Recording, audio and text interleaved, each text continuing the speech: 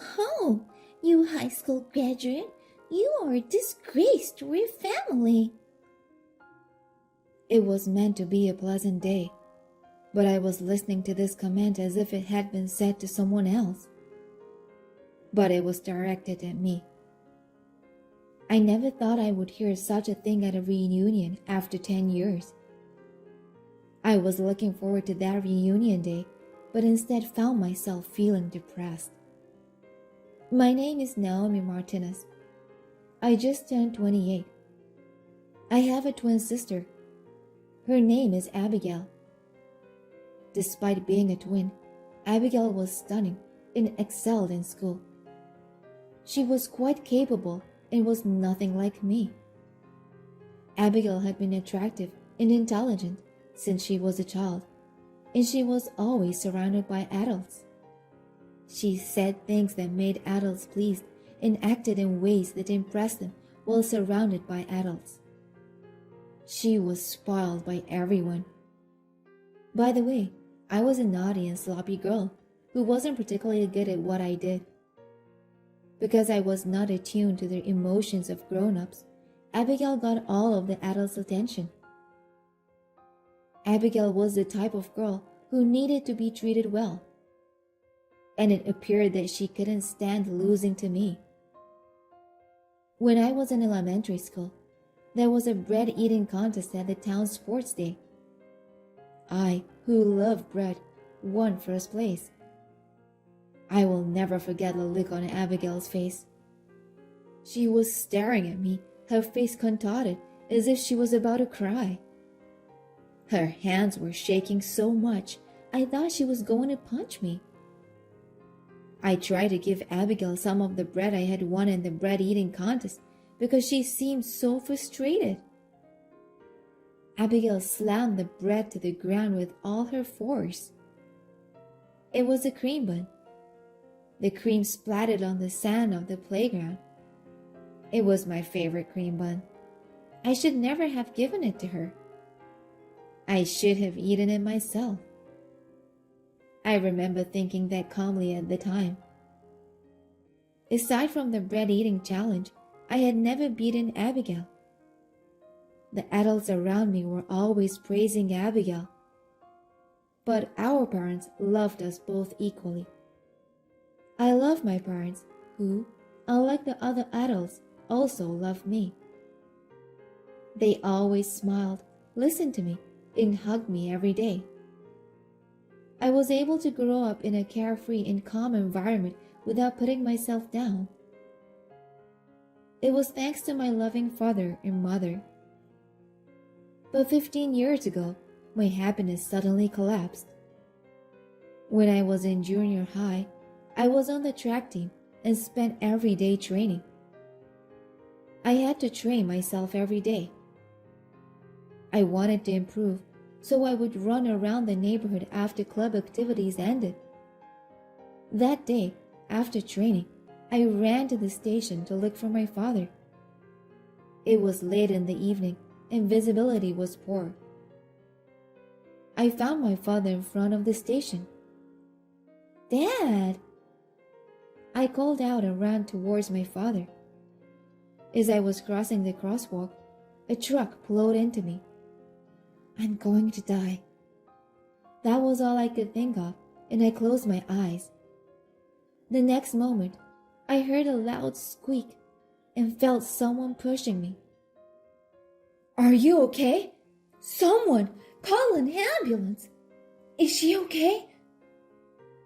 Several voices were flying around a short distance away.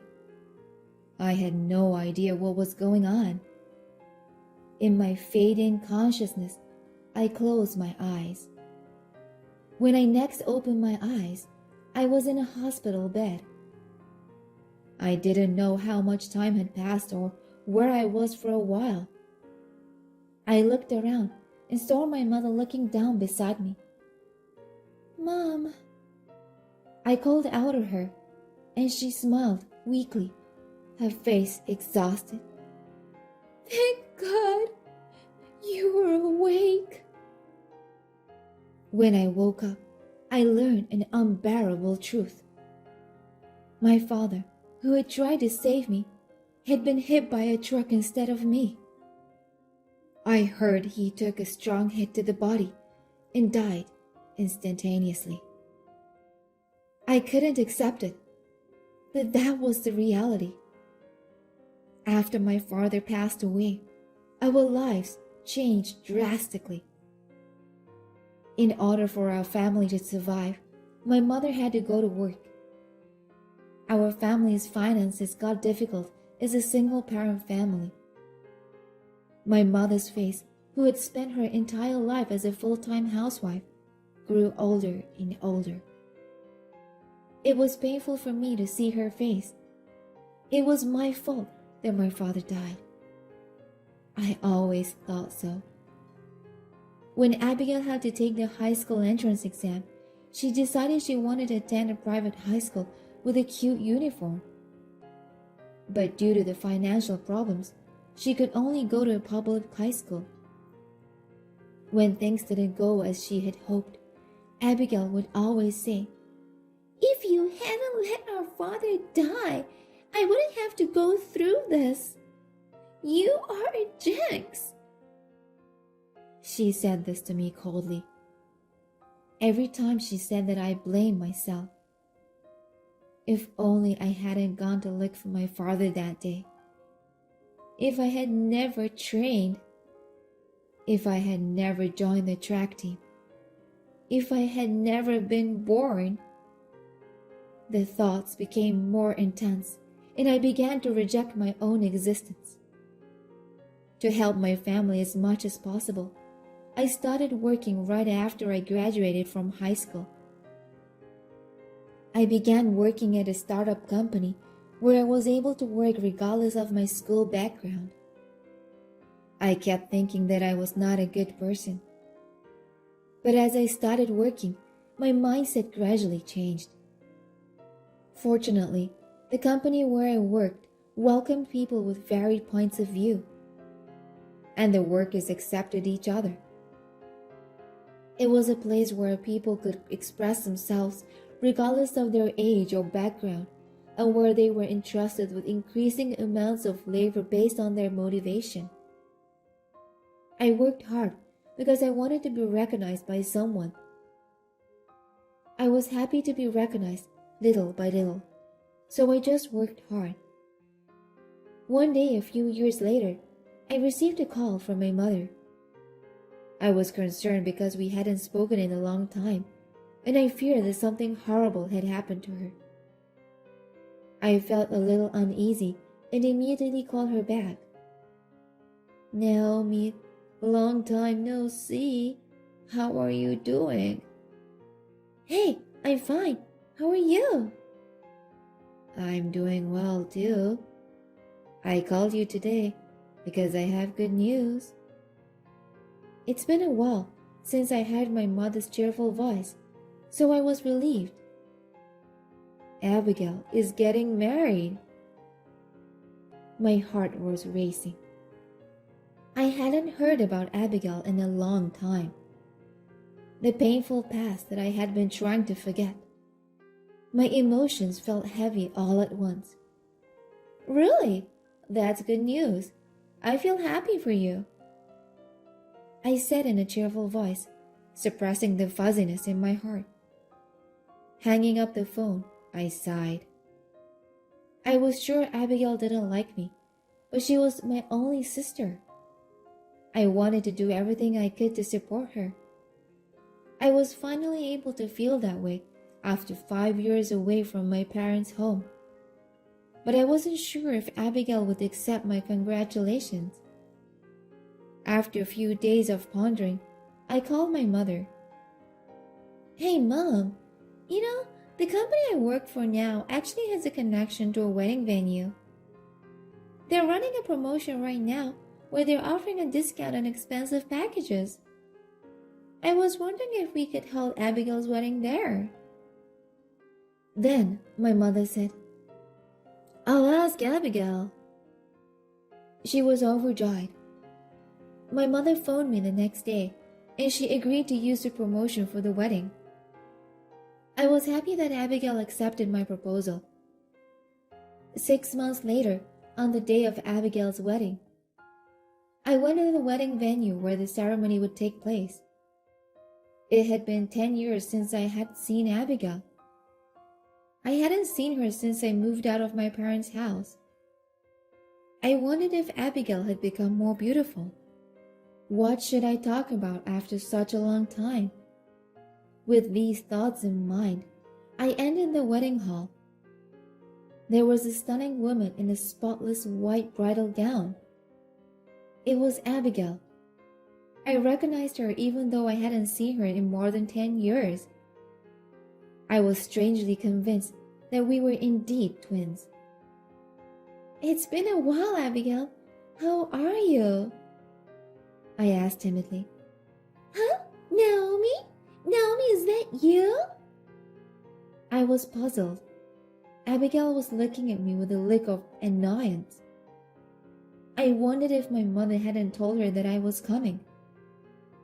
Did Abigail not know I was coming to the wedding? Hey, why are you here? I didn't invite you." Abigail said that out loud to me. "What? Isn't it your wedding? I too wanted to celebrate and..." When I was about to say that, "You haven't contacted me in over 10 years. So why are you showing up just at a time like this?" "I told my husband that I'm an only child. I don't want you in my life. You're different than me. You're stupid and ugly. We are a twin, but you don't even look like me. There are no advantages for me." "Excuse me, Abigail?" "Oh, I get it. You are only here to take advantage of my wedding to find someone to marry you, right? I'm not going to let you do that.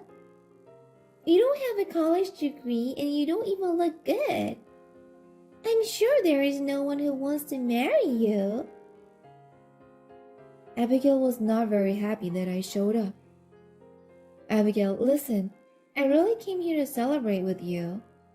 Let me celebrate with you." Shut up. You're a jinx.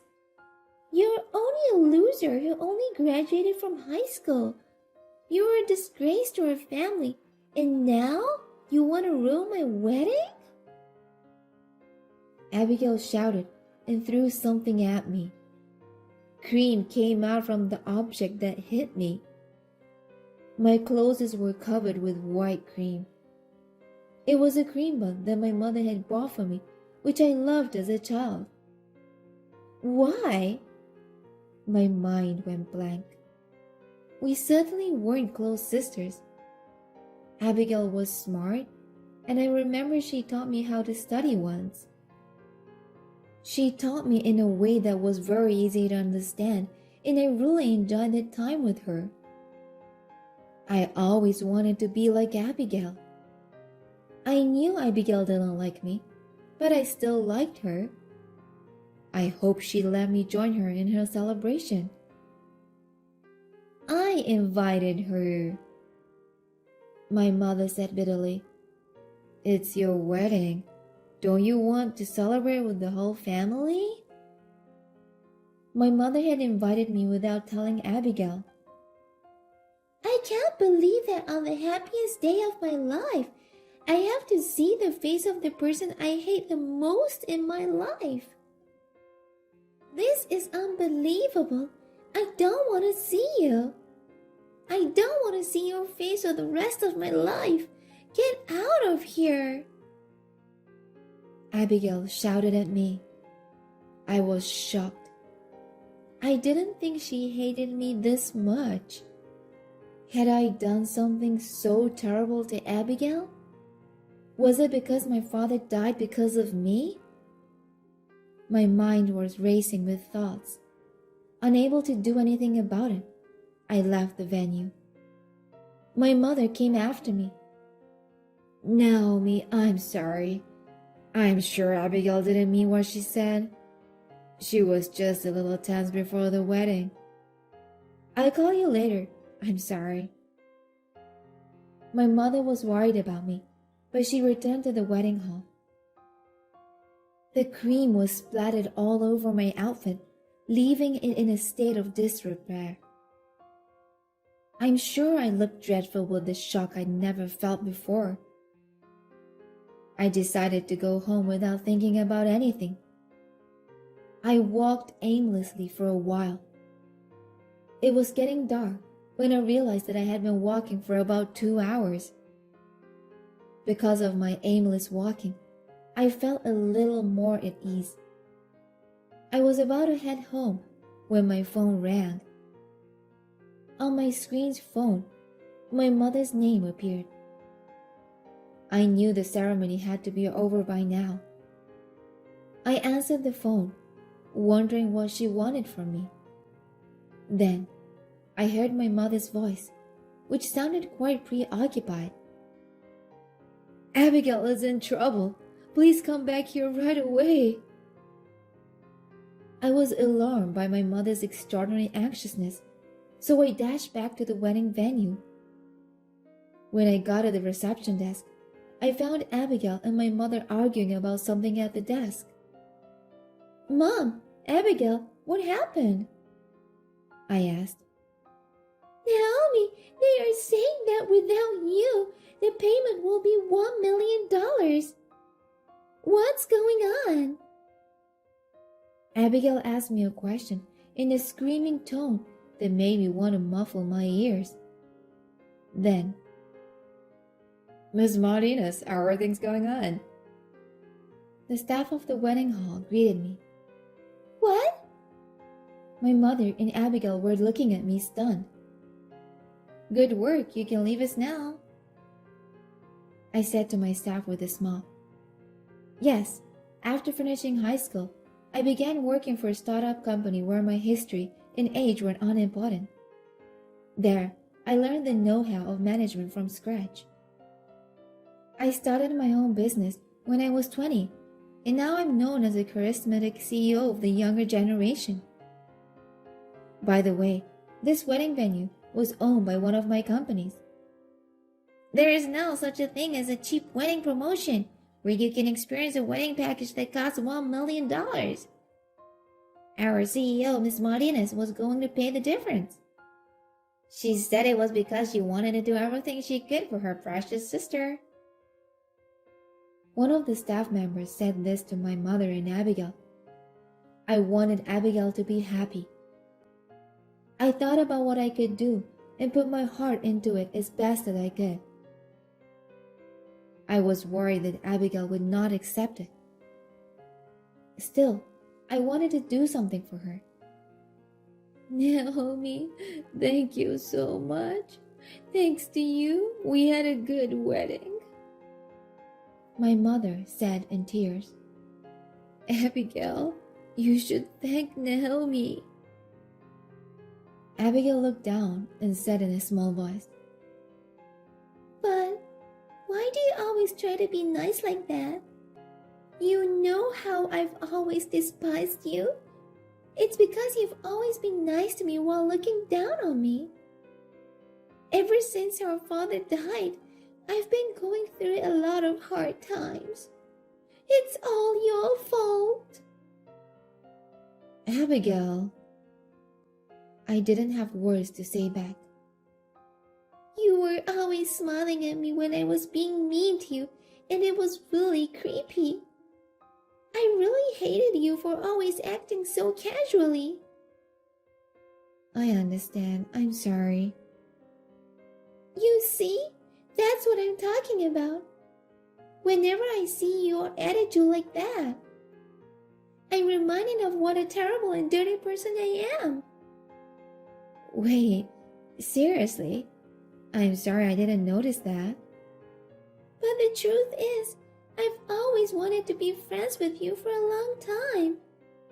I've been trying to tell you that I was sorry for all the horrible things I said." "Yeah, I know." We hugged and cried together. For the first time, I felt as if I could hear Abigail's actual emotions. "Abigail, I envied you too. You always had so many people around you, and I wanted to be like you. Here, Abigail, you have something you should say to Naomi, right? My mother said softly to Abigail. Naomi, thank you. Abigail stated quietly, glancing down. I felt like I was genuinely communicating with Abigail for the first time.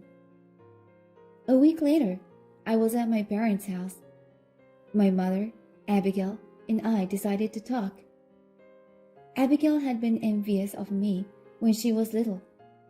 She said it was because I was constantly cheerful and surrounded by friends. Abigail, on the other hand, was surrounded by grown-ups, had few friends, and spent most of her time at home. Abigail was irritated whenever she was compared to her older sister. I was jealous of you, Naomi. So I tried to monopolize the love of my mother and father. Because of that, I was called to you.